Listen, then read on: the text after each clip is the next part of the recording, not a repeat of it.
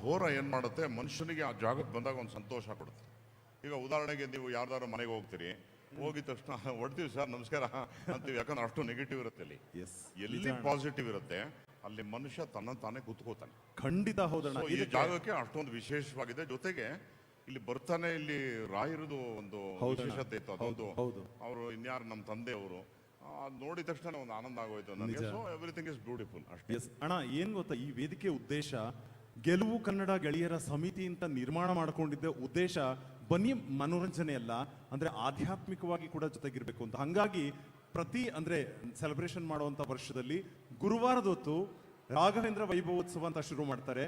ಶುಕ್ರವಾರ ಬಂದು ಶ್ರೀನಿವಾಸನ ಆರಾಧನೆ ಮಾಡ್ತಾ ಶ್ರೀನಿವಾಸ ಕಲ್ಯಾಣ, ಸಾಕ್ಷಾತ್ ತಿರುಪತಿಯಿಂದ ಲಡ್ಡು ಪ್ರಸಾದ ಕಲ್ಯಾಣೋತ್ಸವ ಅದ್ದೂರಿಯಾಗಿ ನಡೆಯುತ್ತೆ. ಭಕ್ತಿ ಪ್ರಧಾನವಾಗಿ 2 ದಿನ ಇರುತ್ತೆ. ಇನ್ನೆರಡು ದಿನ ಬಂದ್ರೆ ಕಮರ್ಷಿಯಲ್ ಆಗಿ ಬಿಂದಾಜು. ಸೊ ಹಂಗಾಗಿ ಇವತ್ತು ನೀವು ಬರಬೇಕು ಅಂತ ಕರೆಸಿದ್ದು ಆ ಭಗವಂತನ ಇಚ್ಛೆನೂ ಕೂಡ ಆಗಿತ್ತು. ನೀವು ಬಂದಿದ್ದು ಬಹಳ ಖುಷಿ ಇದೆ ಅಣ್ಣ. Thank you so much. ನೀವು ಈ ಕಾರ್ಯಕ್ರಮಕ್ಕೆ ಬಂದಿರೋದ್ರ ಬಗ್ಗೆ ನಿಮಗೆ ಏನಾದರೂ ಅನಿಸಿದ್ರೆ ದಯವಿಟ್ಟು ಮಾತಾಡಿ ಅಣ್ಣ.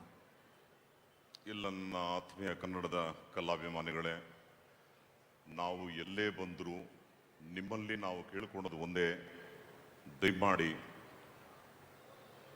ಯಾಕೆ ಈ ಮಾತು ದಯಮಾಡಿ ಅಂತ ಹೇಳ್ತಿದ್ದೀನಿ ಅಂದರೆ, ನಿಮಗೆ ಗೊತ್ತಿಲ್ಲ ಇವತ್ತು ಆ ಒಂದು ಕನ್ನಡದ ಅಭಿಮಾನ ಎಷ್ಟು ನಶಿಸ್ತಾ ಇದೆ ನಮ್ಮಲ್ಲಿ. ಅದು ವಿಶೇಷವಾಗಿ ಕರ್ನಾಟಕದಲ್ಲಿ ಅಂದರೆ ಭಾಳ ನೋವಿನ ಮನಸ್ಸಿನಿಂದ ನಿಮ್ಮ ಮುಂದೆ ಹೇಳಬೇಕು. ಯಾಕಂದರೆ ನೀವೆಲ್ಲ ನಮ್ಮ ತಂದೆ ತಾಯಿ ಸ್ವರೂಪ.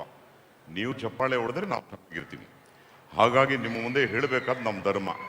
ನಾನು ನೇರ ನುಡಿ ನಿಷ್ಠುರವಾದಿ, ಏನಿದೆ ಅದು ಸತ್ಯ ಹೇಳ್ಬಿಟ್ಟು ಹೋಗ್ತೀನಿ. ನೀವು ನಂಬೋದಿಲ್ಲ, ನಮ್ಮ ಕರ್ನಾಟಕದ ಒಂದು ಗ್ರಾಸ್ ಅಂತ ಏನು ಕರೀತಾರಲ್ಲ, ಅದು ಯಾವ ಮಟ್ಟಕ್ಕೆ ನಾವು ಬಂದಿದ್ದೀವಿ ಅಂದರೆ we are less then Gujarat. Kannada cinema ರಂಗ ಎಂಥ ಅಧೋಗತಿಗೆ ಬಂದ್ಬಿಟ್ಟಿದೆ ಅಂದರೆ, ಇವತ್ತು ಆ ಒಂದು ಭಾಷೆ ಮೇಲೆ ಒಂದು ಅಭಿಮಾನನೇ ಹೊರಟೋಗಿದೆ, ಎಲ್ಲ ತಾತ್ಸಾರ ಮನೋಭಾವ ಬಂದಿದೆ. ನನಗೆ ತುಂಬ ದುಃಖ ಮತ್ತು ತುಂಬ ಸಿಟ್ಟು. ನನಗೇನಿದೆ ನನ್ನ ಮನಸ್ಸಿನಲ್ಲಿ ಅಂದರೆ, ಸ್ನೇಹಿತರೆ, ನೀವು ಕರ್ನಾಟಕದಲ್ಲಿ ಮಲಯಾಳಂ ಕಲೆಕ್ಷನ್ಸ್ನ ಕೇಳಿದ್ರೆ ನಾವು ಎಷ್ಟೋ ದಿನ ಹತ್ತಿದ್ದೀವಿ. ಅಂದರೆ ನನ್ನ ನೋಡಿ ಅಂತ ನಾನು ಕೇಳಲ್ಲ, ನಂಗೆ 63 ಆಗಿದೆ, 150 ಸಿನಿಮಾ ಮಾಡಿದ್ದೀನಿ. ನನ್ನ ಕಾಳಜಿ ಈ ಕನ್ನಡ ಚಿತ್ರರಂಗ ಇನ್ನೂ ಮುಂದೆ ಹೊಸಬ್ರ ಜೊತೆಗೆ ಬೆಳೀತಾ ಇನ್ನೂ 100 ವರ್ಷ ಮುಂದಕ್ಕೆ ಹೋಗಬೇಕು ಅನ್ನೋದು ನಮ್ಮ ಆಸೆ. ಅದು ಬಿಟ್ಟರೆ ನಮಗಿನ್ಯಾವುದೂ ಇಲ್ಲ. ನಿಮ್ಮೆಲ್ಲರ ಕೃಪೆಯಿಂದ ನಾವೆಲ್ಲ ಚೆನ್ನಾಗಿದ್ದೀವಿ, ಕೆಲಸ ಮಾಡ್ತಿದ್ದೀವಿ, ಇವತ್ತು ಕೂಡ ಚೆನ್ನಾಗಿದ್ದೀವಿ. ಮಲಯಾಳಂ ಚಿತ್ರರಂಗ ಬರ್ತಾರೆ, ಯು ಡೋಂಟ್ ಬಿಲೀವ್, ಇದು ಕೇಳಬೇಕು ನೀವು. ಸುಮಾರು 30-32 ಕೋಟಿ ಕಲೆಕ್ಷನ್ ತಗೊಂಡು ಹೋಗ್ತಾ ಇದ್ದಾರೆ ಕರ್ನಾಟಕದಲ್ಲಿ. ತೆಲುಗವ್ರು ಬರ್ತಿದ್ದಾರೆ, ಆಲ್ಮೋಸ್ಟ್ 40 ಕೋಟಿ ತಗೊಂಡು ಹೋಗ್ತಿದ್ದಾರೆ. ಹಿಂದಿಯವ್ರು ಬರ್ತಿದ್ದಾರೆ, ನಿಮ್ಗೆ ಹೇಳಕ್ಕೆ ಅಸಾಧ್ಯ, ಎಲ್ಲ ಗುಂಡಾಂತರ ಮಾಡ್ಕೊಂಡು ತಗೊಂಡು ಹೋಗ್ತಿದ್ದಾರೆ. ತಮಿಳರು ಬರ್ತಾರೆ, ಅವ್ರಿಗೆ ನೀವು ಹೇಳೋದೇ ಬೇಕಾಗಿಲ್ಲ, ಅವ್ರಿಗೆ ಫಸ್ಟ್ ಪ್ರಿಫರೆನ್ಸು ಅನ್ನೋ ಥರ ನಮ್ಮ ಕರ್ನಾಟಕ ಆಗ್ಬಿಟ್ಟಿದೆ. ಯಾಕೆ ನಾವು ಯಾಕೆ ಒಂಥರ ತಾತ್ಸಾರಕ್ಕೆ ಒಳಪಟ್ಟಿದ್ದೀವಿ ಅನ್ನೋದು ಎಲ್ಲಿ ತಪ್ಪಾಗಿದೆ, ನಾವು ಹೆಂಗೆ ಹೇಳೋದು ಅಂದರೆ, ಐ ಥಿಂಕ್ ಒಂದು ಮಾಧ್ಯಮದಲ್ಲಿ ಹೇಳಬೇಕು ಅಥವಾ ಇಂಥ ವೇದಿಕೆಗಳ ಮೇಲೆ ನಿಮ್ಮ ಮುಂದೆ ನಿವೇದಿಸ್ಕೋಬೇಕು, ಇಷ್ಟೇ. ಇದು ಬಿಟ್ಟರೆ ಬೇರೆ ಯಾವುದೂ ಇಲ್ಲ. ಯಾವ ಸಿನಿಮಾ ಬರಲಿ, ನಾನು ಸುಮಾರು ಹಿಂದೆ ಥಿಯೇಟ್ರ್ ಓನರ್ ಆಗಿದ್ದವನು. ಈಗ ನನ್ನ ಆತ್ಮೀಯ ಗೆಳೆಯರು ಸುಮಾರು 30-40 ಥಿಯೇಟ್ರ್ ಓನರ್ಗಳಿದ್ದಾರೆ. ನಾವು ಚರ್ಚೆ ಮಾಡ್ತಿರ್ತೀವಿ, ವಾರನೂ ಚರ್ಚೆ ಮಾಡ್ತಿರ್ತೀವಿ. ಕೆಲವು ಚಿತ್ರ 100 ಕೋಟಿದು ದೊಡ್ಡ ಬಜೆಟ್ ಪಿಕ್ಚರ್ ಬರುತ್ತೆ, ಅದು ನಮ್ಮ ಕನ್ನಡದ ಹೆಮ್ಮೆ, ಚೆನ್ನಾಗಿ ಹೋಗುತ್ತೆ, ಒಪ್ಪೋಣ. ಬೇರೆ ಮಕ್ಕಳುಗಳು ಒಂದು 3 ಕೋಟಿ 4 ಕೋಟಿ 5 ಕೋಟಿ ಸಿನಿಮಾ ಬಂದರೆ ಏನು ಬೆಳಗ್ಗೆ ಕಲೆಕ್ಷನ್ 700 ರೂಪಾಯಿ, ಮಧ್ಯಾಹ್ನ 400 ರೂಪಾಯಿ, ಮೊದಲನೇ ದಿನ ನೋ ಶೋ ಬೋರ್ಡು. ಈ ಥರ ಒಂದು ಸ್ಥಿತಿ ತಲುಪಿದಾಗ ನಾವು ಕನ್ನಡ ಪತ್ರಿಕೆ ಓದಲ್ಲ, ನಮ್ಮ ಕನ್ನಡದ ಯಾವುದೇ ಅದ್ಭುತವಾದ ಸಾಹಿತಿಗಳು ಬರೆದಂಥ ವಿಚಾರಧಾರೆಗಳಿದ್ದಾವೆ ಓದಲ್ಲ, ಒಂದು ಕನ್ನಡ ಸಿನಿಮಾ ನೋಡಲ್ಲ. ಆದರೂ ಕೂಡ ನಮ್ಮಲ್ಲಿ ಒಂದು ಮಾತು ಬರುತ್ತೆ, ನಾವು ಕನ್ನಡಿಗರು, ಕನ್ನಡ ತಾಯಿ ಮಕ್ಕಳು, ನಾವು ಸಿನಿಮಾ ನೋಡಲ್ಲ, ಪತ್ರಿಕೆ ನೋಡಲ್ಲ, ಸಾಹಿತ್ಯ ಓದಲ್ಲ, ಆದರೂ ನಾವು ಕನ್ನಡಿಗರು. ಇದೊಂದು ಬದಲಾವಣೆ ನಿಮ್ಮಲ್ಲಿ ಆಗಬೇಕು ಅನ್ನೋದು ನಾನು ಭಾಳ ವಿನಂತಿ. ನಾನು ಇಡೀ ಭಾರತದ ಟೂರ್ ಮಾಡುವಂಥ ಮನುಷ್ಯ, I square on my mother. ನೀವು ಕೇರಳಗೆ ಹೋದರೆ ನಿಮಗೆ 3 ಕಾಸು ಬೆಲೆ ಕೊಡಲ್ಲ. ಕನ್ನಡ ಮಾತಾಡಿದ್ರೆ ನಿಮ್ಗೆ ಅಲೋನು ಹೇಳಲ್ಲ, ಆಚೆ ಕಳಿಸ್ತಾರೆ, ಅದಕ್ಕೆ ನಾನೇ ಸಾಕ್ಷಿ. ತಮಿಳ್ನಾಡು ಬಿಡಿ, ಅವ್ರ ಕೆಲಸ ಅವ್ರು ಮಾಡ್ಕೊಂಡು ಹೋಗ್ತಾರೆ. ಆಂಧ್ರ ಅವ್ರಿಗೆ ನಮ್ಮ ತಂಟೆಗೆ ಬರೋದಿಲ್ಲ, ಅವ್ರ ಪಾಡಿಗೆ ಹೋಗ್ತಾರೆ. ಎಲ್ಲರಿಗೂ ಅವರವರ ರಾಜ್ಯದಲ್ಲಿ ಅವರ ಮಾತೃಭಾಷೆ ರಾರಾಜಿಸ್ತಾ ಇದೆ. ನಮ್ಮಲ್ಲಿ ನಮ್ಮ ಕನ್ನಡದ ಭಾಷೆ ನಶಿಸ್ತಾ ಇದೆ. ಇದು ಆಗಬಾರ್ದು. ದಯಮಾಡಿ ಇದು ನಿಮ್ಮ ವೇದಿಕೆಯಲ್ಲಿ ಮಾತಾಡಿದ್ರೆ ಅಟ್ಲೀಸ್ಟು ಇದು ಕೆಲವು ಹೃದಯಗಳಿಗೆ ಹೋಗ್ತದೆ ಅನ್ನೋದು ನಮ್ಮ ಒಂದು ಉದ್ದೇಶ. ನಾನು ನನ್ನ ಉಸಿರಿರೋವರೆಗೂ, ನಾನು ಸಾಯೋವರೆಗೂ ಅವಕಾಶ ಸಿಕ್ಕರೆ ಓನ್ಲಿ ಕನ್ನಡ. ಅದು ಬಿಟ್ಟು ನನ್ನ ಪ್ರಾಣ ಹೋದ್ರೂ ಬೇರೆ ಭಾಷೆಗೆ ಹೋಗೋದಿಲ್ಲ, ಯಾವುದೇ ಕಾರಣಕ್ಕೂ ಹೋಗೋದಿಲ್ಲ, ನನಗೆ ಬೇಕಾಗೂ ಇಲ್ಲ. ನಾನು ಹಿಂದೆ ಕೂಡ ಆ ಪ್ರಾಮಿಸ್ ಮಾಡಿದ್ದೀನಿ, ಇವತ್ತು ಕೂಡ ಹೇಳ್ತೀನಿ, 4 ಜನ ಚಪ್ಪಾಳೆ ಹೊಡೆಯೋವರೆಗೂ ನನ್ನ ಜಾಗ ಕರ್ನಾಟಕ, ಕನ್ನಡಿಗರ ಹೃದಯ. ಅದು ಬಿಟ್ಟರೆ ಬೇರೆ ಎಲ್ಲೂ ಹೋಗಲ್ಲ. ದಯಮಾಡಿ ನೀವೆಲ್ಲ ಬದಲಾಗಬೇಕು, ನೀವೆಲ್ಲ ಬದಲಾಗಬೇಕು. ನಿಮ್ಮ ಬಂಗಾರದ ಪಾದಗಳಲ್ಲಿ ನಾನು ನಮಸ್ಕಾರ ಮಾಡಿ ಕೇಳ್ತೀನಿ, ನಮಗಲ್ಲ, ಮುಂದಿನ ಮಕ್ಕಳು ಬೆಳಿಬೇಕು. ನಿಮ್ಮ ಎಲ್ಲ ನೀವು ಯಾರು ಇಷ್ಟಪಡ್ತೀರ ಅವರೆಲ್ಲರೂ ಬೆಳಿಬೇಕು.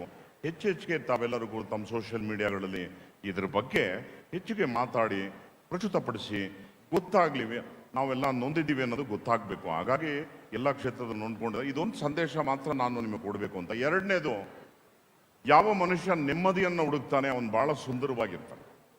ನೆಮ್ಮದಿ ಹುಡುಕಿ, ನೋ ಟೆನ್ಷನ್. ಯಾಕಂದ್ರೆ ನಾವು ನೋಡ್ತೀವಲ್ಲ, ಯಾವ್ದಾರು ಅಪ್ಪಿತಪ್ಪಿ ಯಾವ್ದಾರು ಒಂದು ಸೋಷಿಯಲ್ ಮೀಡಿಯಾನಲ್ಲಿ ಹಾಕಿದ್ರೆ ಮಮ್ಮಿ, ಸಿಸ್ಟರ್, ಬ್ರದರ್ ಎಲ್ಲ ಬೈಯಕ್ಕೆ ಸ್ಟಾರ್ಟ್ ಮಾಡ್ಬೋದು. ಕಾರಣನೇ ಗೊತ್ತಿಲ್ಲ, ಸುಮ್ಮನೆ ಬೈತಾರೆ. ಕನ್ನಡದವ್ರಿಗೆ ಬೈತಾರೆ. ಆ ಥರ ಎಲ್ಲ ಆಗಬಾರ್ದು. ಸಂತೋಷ ಹುಡುಕಿ, ನಿಮ್ಮನ್ನು ನೀವು ನಿಮ್ಮಲ್ಲೇ ಹುಡುಕಿ. ಒಂದು ದೊಡ್ಡ ಅದ್ಭುತವಾದಂಥ ಆನಂದ ನಿಲಯ ನಿಮ್ಮ ಹೃದಯದಲ್ಲಿದೆ, ಅದನ್ನು ಹುಡುಕಿ. ದೇವರು ಎಲ್ಲರಿಗೂ ಕೂಡ ಒಂದು ಪ್ರಾಮಿಸ್ ಮಾಡಿದ್ದಾನೆ, ನಾನು ಪ್ರತಿಯೊಬ್ಬ ಮನುಷ್ಯನಿಗೆ ಒಂದು ತಾಯಿಯ ಗರ್ಭ, ಆ ಗರ್ಭಕ್ಕೆ ಅನುಗುಣವಾದಂಥ ಧರ್ಮ, ಆ ಧರ್ಮಕ್ಕೆ ಅನುಗುಣವಾದಂಥ ಕರ್ಮ. ಕರ್ಮ ಅಂದರೆ ತಪ್ಪಲ್ಲ, ಕೆಲಸ. ತಾಯಿ ಗರ್ಭ, ಆ ಗರ್ಭದ ಜಾತಿ, ಒಂದು ಕೆಲಸ. ನಾನು ಇಟ್ಟೇ ದಿನದ ಕೃಷ್ಣ ನಮಗೆಲ್ಲ ಮಾತು ಕೊಟ್ಟಿದ್ದಾನೆ. ಸೊ ಒಳ್ಳೇದು ಮಾಡಿದಾಗ ಒಳ್ಳೇದಾಗಿ ವಾಪಸ್ ಬರಬೇಕು. ಕೆಲವರು ಹೇಳ್ತಾರೆ ನಾವು ವಾಪಸ್ ಬರಲ್ಲ ಅಂತ. ಸತ್ಯ ಹೇಳ್ತೀನಿ, ಯಾವ ಆದಿಶಂಕರರೇ ಅದನ್ನ ಉಲ್ಲೇಖ ಮಾಡಿ ಹೇಳ್ಬಿಟ್ಟಿದ್ದಾರೆ. ಪುನನ್ನಪಿ ಮರಣಂ ಪುನನ್ನಪಿ ಜರಣಂ. ಹೆಂಗೆ ಅಂದರೆ ನಾವು ಎಕ್ಸಾಮ್ ಬರ್ದಂಗೆ, ಎಷ್ಟು ಚೆನ್ನಾಗಿ ನಾವು ಓದಿರ್ತೀವಿ ಅಷ್ಟು ಚೆನ್ನಾಗಿ ನಾವು ಎಕ್ಸಾಮ್ ಬರೀತೀವಿ. ಡಬ್ಬಗಳ ಥರ ಬರ್ದಿದ್ದೆ ಅಂದರೆ ಫೇಲ್ ಆಗ್ತೀವಿ. ಹಾಗೆ ಈ ಬದುಕು ಎಂಬತಕ್ಕಂಥ ಎಕ್ಸಾಮಲ್ಲಿ ಹೊರಟೆ ಸುಂದರವಾಗಿ ಬಸವಣ್ಣವ್ರು ಎಷ್ಟು ಚೆನ್ನಾಗಿ ಹೇಳಿದ್ದಾರೆ, ಕಳಬೇಡ, ಒಲಬೇಡ, ಹುಸಿಯ ನುಡಿಯಬೇಡ, ಜಲಿಯಬೇಡ, ಅಸಹ್ಯ ಪಡಬೇಡ, ತನ್ನ ಬಣ್ಣಿಸಬೇಡ, ಇದು ಅಂತರಂಗ ಶುದ್ಧಿ, ಇದು ಬಹಿರಂಗ ಶುದ್ಧಿ. ಎಷ್ಟು ಚೆನ್ನಾಗಿ ಹೇಳ್ಬಿಟ್ಟಿದ್ದಾರೆ. ಅಷ್ಟೇ, be happy, be good, do good, think good. ಅಷ್ಟಿರ್ರಿ, ತುಂಬ ಚೆನ್ನಾಗಿರಿ, ನಗ್ನಗ್ತಾ ಇರ್ರಿ. ಲಾಸ್ಟ್ ಮೆಸೇಜ್ ನಾನು ಹೇಳ್ತೀನಿ, ನಾನು ಬೀಯಿಂಗ್ ಎ ಸೀನಿಯರ್ ಸಿಟಿಸನ್ ಹೇಳ್ತೀನಿ, ಬೇಜಾರಾದರೆ ಬೈಕೋಬೇಡಿ. ಸೀರಿಯಸ್ ಆಗಿ ಹೇಳಿದ್ರೆ ಎಸ್ ಸರಿ ಇದೆ ಅಂತ ಅನ್ಕೊಳ್ಳಿ. ದಯವಿಟ್ಟು ನಿಮ್ಮ ಜೋಬಲ್ಲಿರೋ ಮೊಬೈಲ್ನ ತಗೊಂಡು ನಿಮ್ಮ ಮನೆಗಳನ್ನ ಹಾಳು ಮಾಡ್ಕೋಬೇಡ್ರಿ. ಯಾರು ನೋಡ್ರಿ, ಯಾವ ಮನೆಗೆ ಹೋಗ್ರಿ, ಬಂದಿದ್ದೀರಾ, ಬದುಕಿದ್ರಾ, ಸತ್ರ, ಯಾವಾಗ ಬಂದ್ರಿ, ಯಾವಾಗ ಹೋಗ್ತಾರೆ, ಯಾರು ಇಲ್ಲ. ಯಾವಾಗ ಬಂದ್ರಿ ಬೇರೆ, ಆಮೇಲೆ ಎಲ್ಲ ಚೆನ್ನಾಗಿದ್ದೀರ. ಯಾವ ಬಸ್ ನೋಡ್ರಿ, ಒಬ್ರು ತಲೆ ಎತ್ತು ಮಾತಾಡಲ್ಲ, ಎಲ್ಲ ಮೊಬೈಲು. ಯಾವ ಮೆಟ್ರೋ ನೋಡಿ. ಬಾಂಧವ್ಯಗಳು ಹೆಂಗ್ ಬೆಳೆಯುತ್ತೆ, ಬಾಂಧವ್ಯಗಳು ಹೆಂಗ್ ಬೆಳೆಯುತ್ತೆ, ಮನುಷ್ಯ ಸಂಬಂಧಗಳು ಹೆಂಗ್ ಬೆಳೆಯುತ್ತೆ. ನಾವು ಪರಸ್ಪರ ಒಬ್ರಿಗೊಬ್ರು ಮಾತಾಡಿದ್ರೆ, ಭಾವನೆಗಳನ್ನ ಹಂಚ್ಕೊಂಡ್ರೆ, it will be too good. ಅದಿಲ್ಲ ಅಂತಂದ್ರೆ ನಥಿಂಗ್. ಹಾಗಾಗಿ ಎಂಜಾಯ್, ಚೆನ್ನಾಗಿರಿ. ಅಟ್ಲೀಸ್ಟ್ ಅಕ್ಕಪಕ್ಕದವ್ರನ್ನಾದ್ರೂ ಮಾತಾಡಿ, ನಗ್ತಾ ಮಾತಾಡ್ರಿ. ಇನ್ನೇನು ನಾವೇನು ಹೇಳಕ್ಕೇನು ಇಲ್ಲ. ಇನ್ನು ಇಷ್ಟು ಹೆಂಗಾಗಿರೋದಕ್ಕೆ ಕಾರಣ ನೀವು ಯಾವಾಗ್ಲೂ ಎಂಜಾಯ್ ಮಾಡ್ತಾ ನಾನು ತುಂಬಾ ಹೆಂಗಾಗಿರೋ